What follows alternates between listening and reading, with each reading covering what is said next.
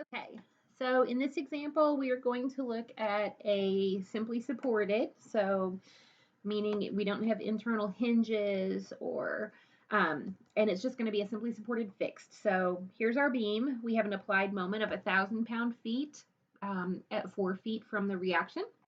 And then we have this point lobe that's occurring at the top, kind of in the middle, okay?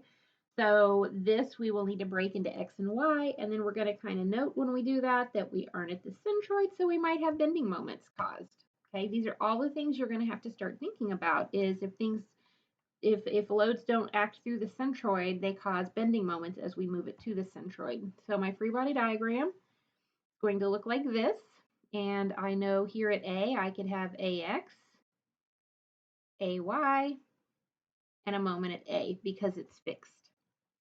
And I'm going to go ahead and put my moment on here of 1,000 pound-feet. Okay. And then up here, I'm going to have an X component, which is 3/5 times 100 pounds, which is 60 pounds. And I have 4/5 of 100 pounds, which is 80 pounds. And the centroid, if this whole cross section is 12 inches tall, this is 6 inches, so we're going to call that 0.5 feet so that we have consistent units. So there is my free body diagram. So the first thing I'm going to do is sum forces in the x direction. So again, here's my rule. I'm summing forces, specifically x direction. I'm calling to the right positive. I know that in statics, the sum of our forces equals 0. So all of my forces go on the left, and then the sum of them equals 0. So I'm going to have AX, and as I go across, minus 60 pounds equals 0. So I can do my algebra, add a 60 to each side, and I get AX is 60 pounds. It's positive. That tells me the direction I assumed is the correct direction. So again, magnitude, unit, direction. Okay. Now I can sum forces in the y direction. I know they equal 0.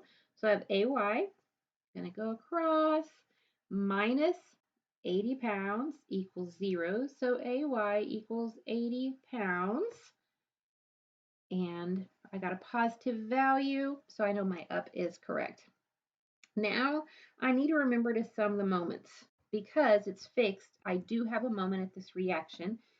I'm going to just go ahead and sum my moments about A, but again, you could sum the moments about the end of the beam. It doesn't matter. You should end up with the same value. So in statics, when we're doing these kinds of things or strengths, you should never have a wrong answer because you can always go back and check your work by summing moments somewhere else on the beam, and you should get the same answer for your unknown MA. So I'm going to start at the left, work across. So, okay, AX, AY are at A. Their distances are 0. They're not going to cause a moment, but MA will happen. And right-hand rule, that's a positive direction coming across. We have this 1,000 pound-feet, and it's going negative direction. Okay, and then we're going to keep coming across. This is negative, so minus 80 pounds times 8 feet. Okay, now because this is offset, this x component was offset, it also is causing a moment. And we can see right-hand rule positive plus 60 pounds times 0.5 feet.